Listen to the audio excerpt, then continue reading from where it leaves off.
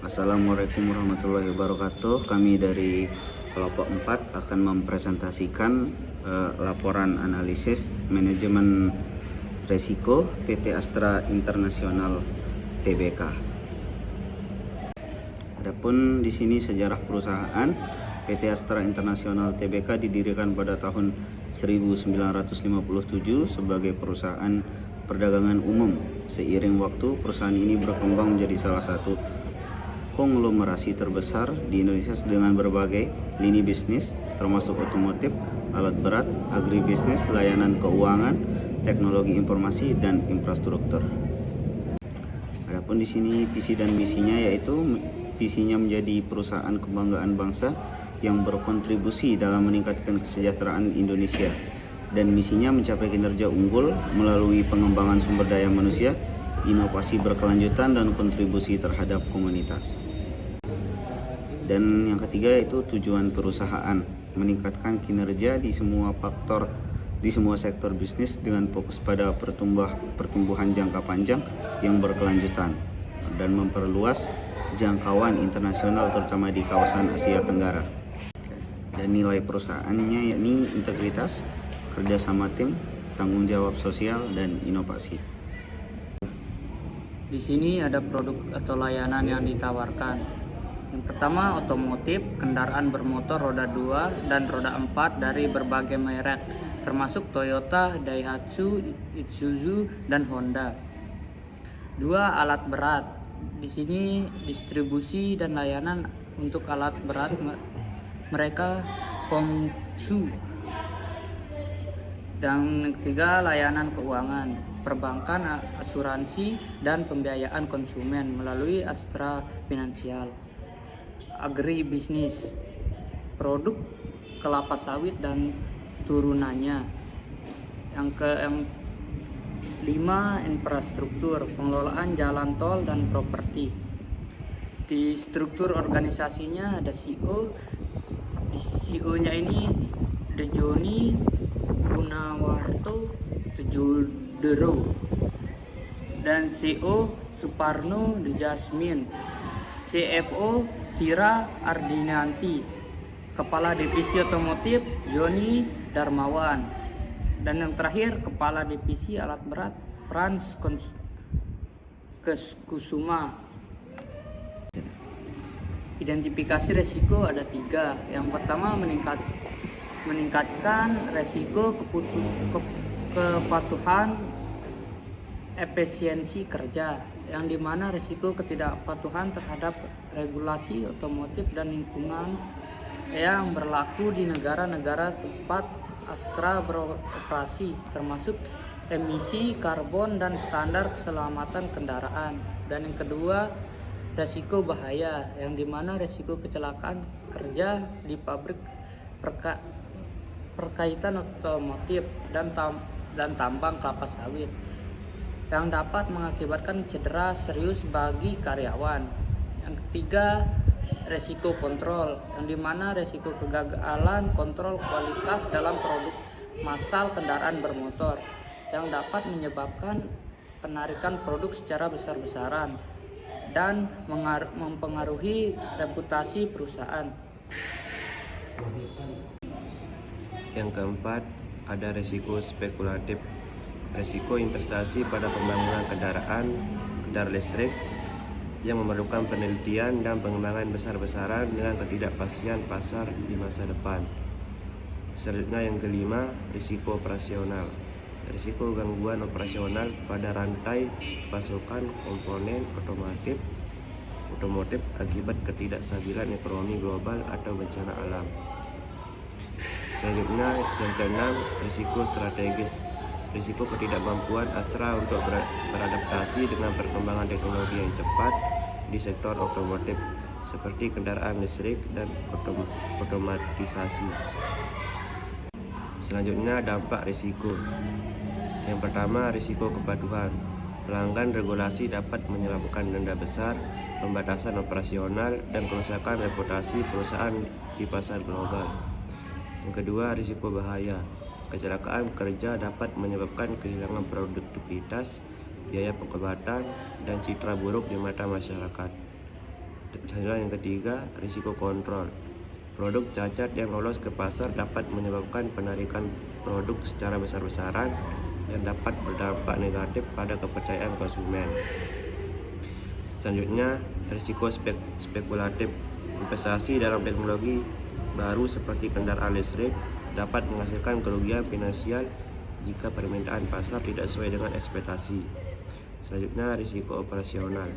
Gangguan rantai pasokan dapat menyebabkan keterlambatan produksi dan pengiriman yang berdampak pada penurunan pendapatan.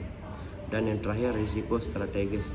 Ketertinggalan dalam teknologi dapat menyebabkan penurunan pangsa pasar karena konsumen beralih ke pesaing yang lebih inovatif. Dan di sini analisis risiko berdasarkan analisis matriks yang dimana resiko kepatuhannya kemungkinannya terjadi besar, terjadi karena Astra beroperasi di berbagai sektor, dampaknya sedang karena dampaknya denda atau penutupannya sementara, dan kesimpulannya harus dimonitor lebih ketat. Yang kedua, risiko bahaya keselamatan. Mungkin terjadi di pabrik atau fasilitas kerja. Dampak kritis dapat menyebabkan cedera serius dan biaya tinggi. Kesimpulannya perlu standar keselamatan tinggi. Risiko recall produk. Mungkin mengingat risiko cacat produk, dampak sangat parah bisa merusak reputasi dan menyebabkan kerugian besar. Kesimpulannya harus dihindari dengan kontrol kualitas yang ketat. Yang keempat, risiko investasi spekulatif. Kemungkinan besar terjadi terutama dalam investasi kendaraan listrik, dan dampaknya kritis jika pasar tidak berkembang sesuai harapan. Dan kesimpulannya, strategi investasi harus hati-hati. Yang kelima, ini risiko gangguan rantai pasokan. Kemungkinan hampir terjadi karena ketergantungan pada pemasok global dan dampaknya sedang berupa keterlambatan produksi. Kesimpulan, perlu rencana cadangan dan diversifikasi pemasok. Baik, di sini ada analisis kualitatif. Yang pertama, risiko kepatuhan. Ya, risiko kepatuhan ini tinggi karena Astra beroperasi di berbagai negara dengan regulasi berbeda gitu. Dan yang kedua, risiko berbahaya dan sedang karena perusahaan telah menerapkan protokol keselamatan, tetapi masih ada kemungkinan kecelakaan gitu kan. Nah, yang ketiga, risiko kontrol tinggi karena produksi massal meningkat, kemungkinan produk itu cacat. Dan yang keempat, di sini risiko spekulatif tinggi karena investasi pada teknologi baru seperti kendaraan listrik yang memerlukan modal besar gitu, seperti mobil Tesla gitu kan. Dan yang kelima, di sini risiko operasional yang tinggi karena rantai pasokan global sangat sensitif terhadap gangguan gitu.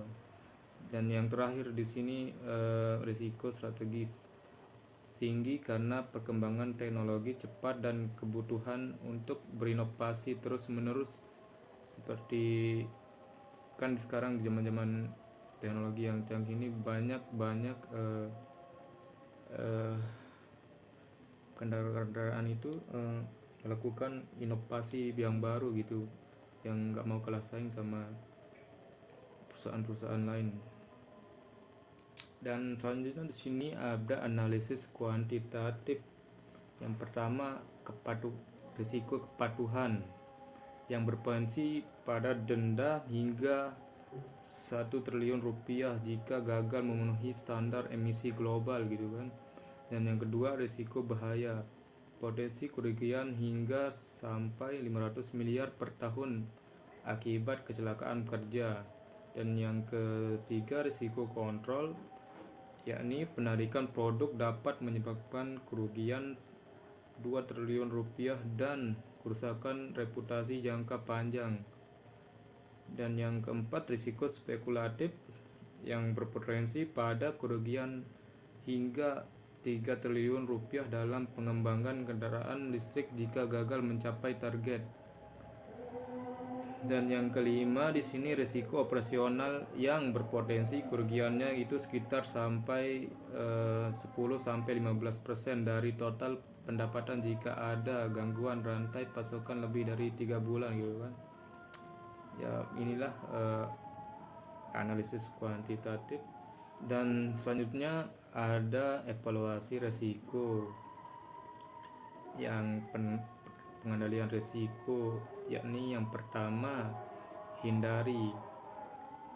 Apa yang harus dihindari? Ya menghindari risiko spekulatif dengan menunda investasi besar pada teknologi yang belum jelas permintaan pasarnya gitu kan.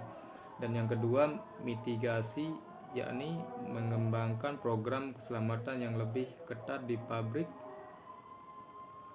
untuk mengurangi risiko kecelakaan kerja. And number 4, transfer, mengasurasikan operasional terhadap kerugian akibat gangguan rantai pasokan dan kecelakaan kerja. Dan yang terakhir di sini menerima. Apa yang harus diterima? Yakni menerima segala risiko operasional yang tidak dapat dikendalikan seperti ketidakstabilan geopolitik gitu kan. Sekian dari saya. Assalamualaikum warahmatullahi wabarakatuh. Ay, give me the tip, I need the championship. Wait, we got a dream, next to the team. Yeah,